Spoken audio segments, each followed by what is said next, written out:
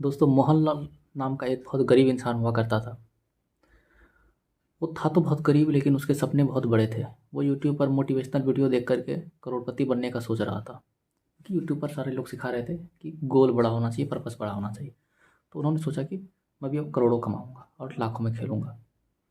तो वो बहुत परेशान रहने लगा अंदर से, क्योंकि उसके सारे दोस्त तो मौज कर रहे थे, सिगरेट बीड़ी हुक्का जला रहे थे, कम रुपए कमा रहे थे, शादी वगैरह करके सब मौज काट रहे थे। लेकिन उसके दिमाग में कुछ चल रहा था। वो सोच रहा था मेरा जन्म कुछ बड़ा करने के लिए हुआ है। तभी वो सारे दोस्तों को देखता, हँसते खेलते मुस्कुराते, डकैती करते, क्रिकेट खेलते, तो उसे अंदर ही अंदर ईर्ष्या फील होती थी कि मैं आखिर इतना मौज में क्यों नहीं रह पाता हूँ। जबकि सारे दोस्त डीजे के भोजपुरी गाने में नागिन डांस कर रहे हैं, लोट पोट रहे हैं, एकदम मौज काट रहे हैं, गमछे पहन करके नाच रहे हैं। लेकिन ये पिंटू लाल से, सॉरी नाम मैंने क्या लिया था भूल गया हूँ, इससे वो करा ही नहीं जाता था। उनको वो यूट्यूब पर इतना एजुकेटेड वीडियो देख करके खुद को इंटेलेक्चुअल समझने लगा था।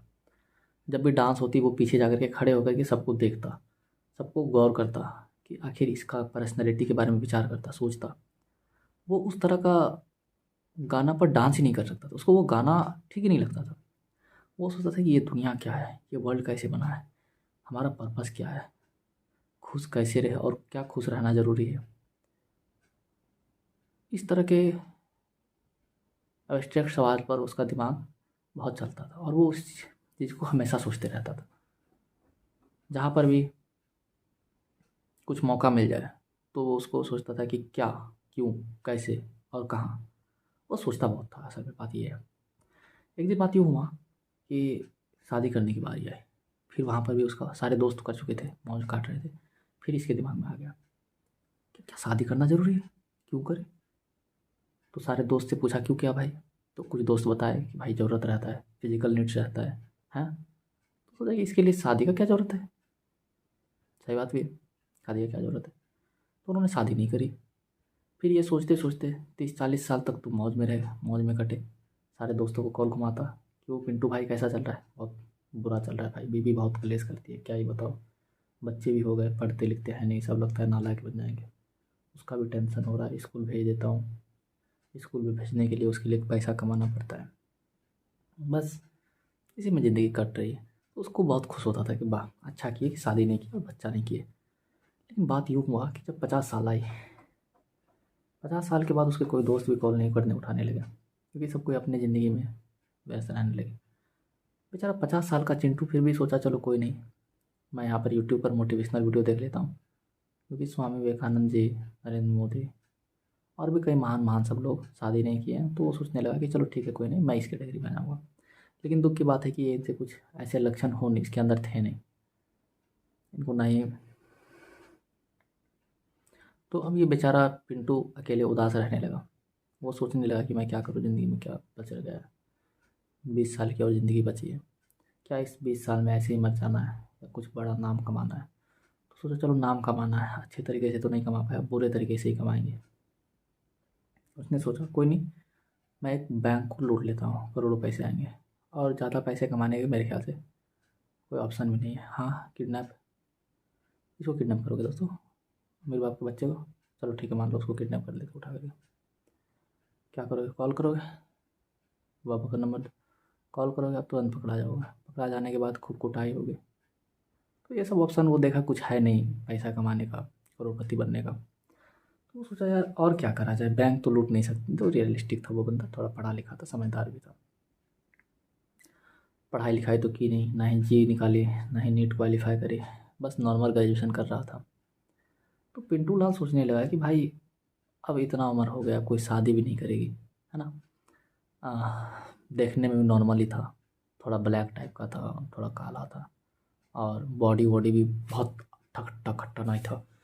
तो वो सोच रहा था यार अब क्या होगा, अब ज़िंदगी में 20 साल और काटने हैं। तो समझ सकते हो दोस्तों कैसा स्थिति रहा होगा उस पिंटू लाल का। बेचारे पिंटू का अब समय नहीं कट रही थी, वो बहुत उदास रहने लगा था। उनके पास कोई बचे नहीं थे बातें शेयर करने के लिए। तो वो सोच रहा था अब कुछ नहीं बचा ज़िंदगी में, ना ही कोई है। तो एक काम करता हूँ, सुसाइड कर लेता हूँ यार, ज़िंदगी ख़त्म कर देता हूँ, बहुत हो गया, अब मुझसे ये ज़िंदगी संभल नहीं रही है। तो उसने सोचा चलो ठीक है सुसाइड कर लेता हूँ, ज़िंदगी ख़त्म करो यार, बहुत हो गए बस, अब मेरे मेरे से और नहीं सहा जाएगा, मैं बहुत सह चुका हूँ। तो दोस्तों उन्होंने सोचा चलो कोई नहीं छत से कूद जाता हूँ, तो छत पे चढ़ा। इतना हाइट देखने के बाद उसकी फट गई, बोला यार ये नहीं होने वाला है, मान लो छत से कूद भी गए, मरे नहीं तो झूठ मूठ का लफड़ा बढ़ जाएगा, एक तो जो भी शांति से जी रहे थे हाथ पैर वो भी टूट जाएगा। चलो सुसाइड करने का बेस्ट तरीका है पॉइजन खा लेता हूँ। सोचे क्या पॉइजन खाऊँ, उसको कुछ पॉइजन समझ में नहीं आया। पॉइजन खाने के बाद भी हो सकता है नहीं मरे आदमी, तो और भी दिक्कत बढ़ जाएगा। काफ़ी सोच विचार करने के बाद उन्होंने अपने दोस्त से पूछा। दोस्त ने बताया यार सबसे बेस्ट है ट्रेन के आगे चला जाओ। पहले तो दोस्त ने बहुत संतावना दिया कि यार मत मार, हम लोग हैं तुम्हारे साथ, है ना, देख लेंगे, मेरे घर आ जाना दिक्कत होगा तो। लेकिन बहुत पूछने के बाद दोस्त सोचा चलो ये ज़िंदगी कम से कम बता देते। तो ट्रेन के सामने जैसी ट्रेन आने वाली थी वो सोचा चलो कोई नहीं ट्रेन आएगा, हम यहाँ पर लेटे रहते हैं, आराम से मर जाएंगे, काट देगा, गया लाइफ ख़त्म। शांति से जोर से हा सांस लेंगे, 3-4 सेकंड तो 5-6 सेकंड 1 मिनट मुश्किल से दर्द होगा, ठीक है ख़त्म। लेकिन दुख की बात ये है दोस्तों, ट्रेन पर लेटा था, ट्रेन आ रही थी, जैसे ही ट्रेन उसके नज़दीक आई उसको आओ दिखाना ताओ, ट्रेन ने सीटी लगाई जोर से, हाँ वो सीटी सुन करके वो इतना जोर से भागा, इतना जोर से भागा, ट्रेन के पटरी से छलांग लगाया, उसका एक बाल भी बाका नहीं हुआ। तो इस कहानी से हमें क्या सीख मिलती है, आप ही बता दो यार, इतना समझदार तो हो ही। चलो ठीक है, बाय।